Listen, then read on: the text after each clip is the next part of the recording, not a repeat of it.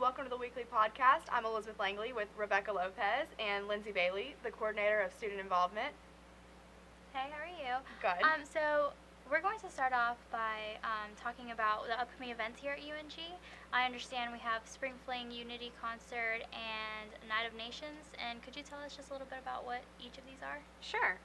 So I'll start with the first one coming up is our Spring Fling, which is next Wednesday, April 3rd.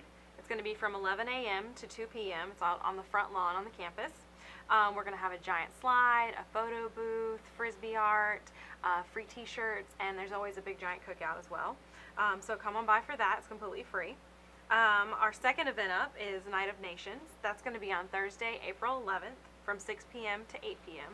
This is sponsored by the Multicultural Student Association, and it's our first time we're going to try this event, and hopefully it'll become a part of our culture here at the Oconee campus. This is what we're kind of hoping for, and to recur it every year. It's an international dinner and a show that will feature our students that come from a diverse background and multiple different cultures. It's free, and you can pick up your free student ticket at the Student Involvement Office in room 508. And then our big giant thing for the year is our Unity Concert that celebrates all of our campuses coming together to be the University of North Georgia. It's going to be Billy Currington, and Greg Bates is the opening band. It's Wednesday, April 17th at the Cumming Fairgrounds. The concert starts at 7:30, but we're going to have a charter bus that's going to leave from here at 5 o'clock and then go take you over to Cumming. It's about a 2-hour drive, and it'll take you back after the concert. You can pick up, again, your free ticket at the Student Involvement Office in room 508. You just need to make sure you show your student ID. If you want to purchase a guest ticket, it's $35. Okay, and anybody can join or go to these events, right? Yes. There's no specific group, or you don't have to have a certain amount of tickets that you need to purchase or anything like that. Just anybody can go. Everybody's welcome to all of these things. Yes. Okay. All right. Great. Thank you. Thank you so much for being on our show. Thanks. Hello, everybody. Thank you again for staying tuned and watching our weekly podcast. For our next segment, we're going to talk about something college students have in common and might actually need some help, and that is how to study for finals. Yeah, okay, so as you know, finals are a month away. And, for a lot of, this is, crunch time. So, how do you get ready? Okay, I am taking about 7 classes, and honestly, it's killing me because trying to spread the amount of time that I spend for each class, and when each class's tests are going to be, sometimes they're overlap, and that's even trickier because, sometimes you have 3 tests, or, and you have to try to figure out, okay, well, how am I going to study for each one of them? A lot of people say flashcards help them.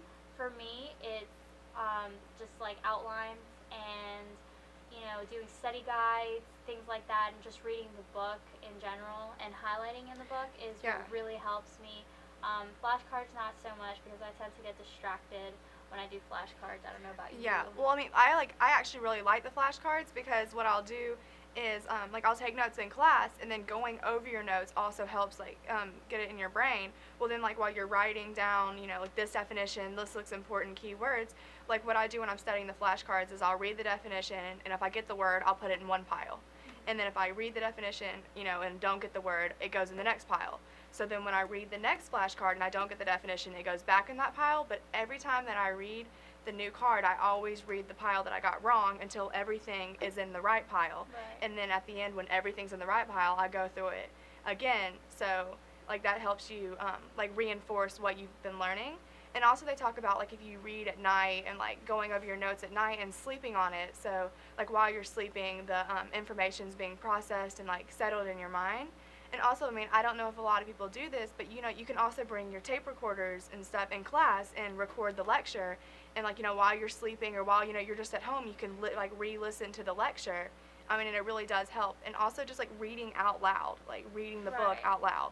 Right, and that's one thing that really does help me. Hearing myself read the information over and over again and highlighting, not only am I just going over it and doing it repetitively, but as I'm highlighting, if I stop the next day, I know what is important, and I just look at, the book and the notes, meaning the highlighted things that I, took over, instead of reading things that I might have said, okay, this is pointless, I'm going to have to read the whole book again and pick out anything that, you know, might be irrelevant. Yeah. I can just go straight to the information that I need to know, and that to me is a lot helpful and beneficial. Yeah, and you know, like than anything else. yeah, like a lot of students also need to remember that every professor has office hours. Right. And there's also like a tutor for every class. So like as finals are coming up, you need to be aware of like what your professor's office hours are, like who the tutor is for, you know, what class you're taking, because it's like really beneficial and it's free. Like, I mean, not free, like you're paying for it, you paid for the classes, and so like get the help, like. Right, and it's I there. mean, especially if you're taking remedial classes, students who are coming in and or who want to get out of their math 97 or math 99 and want to take and pass and take the class. Honestly, there's nothing embarrassing about it. You're not, just because you're taking this class does not mean that you're any smarter or any Like I less, guess yeah, less smarter of a student. than anybody else who is taking a college level class. This just means, hey, you need a little bit more help. I took it. There's nothing shameful about it. I tested out of it, and with the help of tutors that were provided. Yeah. I mean, use the sources that you have here in school. They're absolutely free, and I mean, why not? You're paying for it, so get your money's worth of it. Yeah, I mean, that's, like, great. I mean, like, with that, like, it makes me, like, let's go on to the next topic about how to drop and add, like, your major. Right. Like, for an example, like, just talking about classes, I started out college as a journalist major.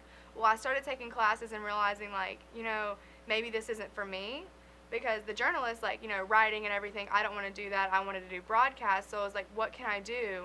Like, where I could still do broadcast that they offer at this school. And I was like, I talked to my advisor, I talked to some professors, and I switched my major to communications. Because, I mean, like, for me, that can help me in a lot of different things, because I don't know what I want to do. So with a communications, like, associate degree, like, I can bring that other places, like. Well, I mean, I haven't really took into consideration of what I wanted to, if I wanted to change my major or not. Right now it's journalism. Just because I know if I take journalism, I can change that field if I do decide to transfer to maybe broadcast journalism. And those fall like almost into the same categories. That way I have experience in journalism, and you know, I also like I'm taking classes that would be part of like communications. So and that could also help me for, you know, if I do decide to go, you know, and change my major into broadcast journalism, which is what I'm hoping to do in the future. But classes like media studies and you know, film, things like that, you know, you don't necessarily need to change your major if you don't want to, but there are classes that do fit majors that we may not offer here. Take opportunity of those classes. Like, go ahead and take them. Ask your advisors. They're here to help you.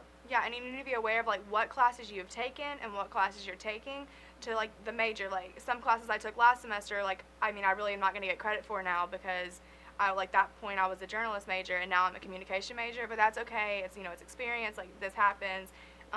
But you also know that all students that do not have to take remedial classes can change your major on your own. But if you're in remedial classes, then you have to meet with your advisor to do it. So, but, I mean, that's real simple. Just email your advisor, tell them, you know, I want to change my major. Like, they'll meet with you, change it. And that actually could be an even better thing, that if you do need to meet with your advisors, because a lot of the times, you know, if you come in as a freshman, you could be making really, you know, poor choices towards like what you're trying to study, and then you realize like when it's too late, I did not need to take that class. And you wasted all that time when you could have just, you know, quickly taken the class that you needed to and, you know, gotten it over with.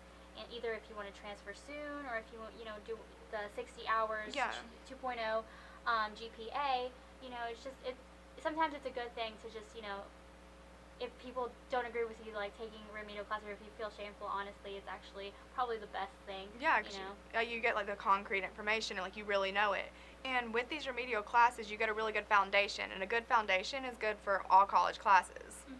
Which brings us to our next topic, which we're going to talk about fall classes.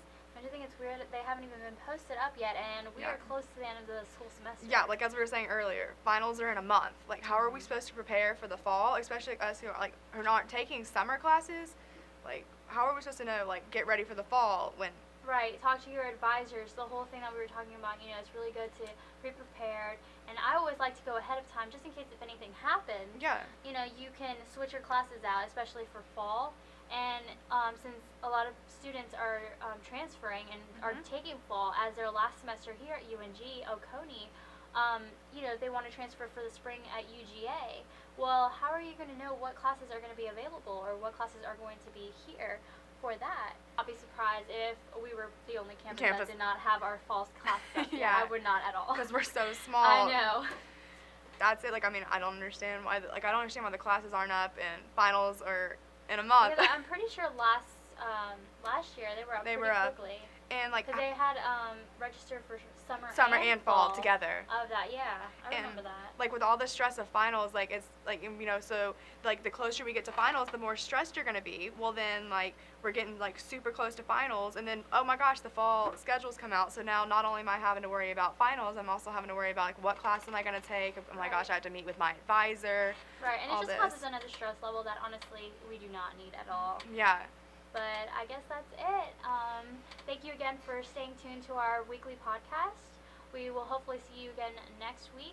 We are your hosts, Rebecca Lopez. And Elizabeth Langley, and we will see you again next week.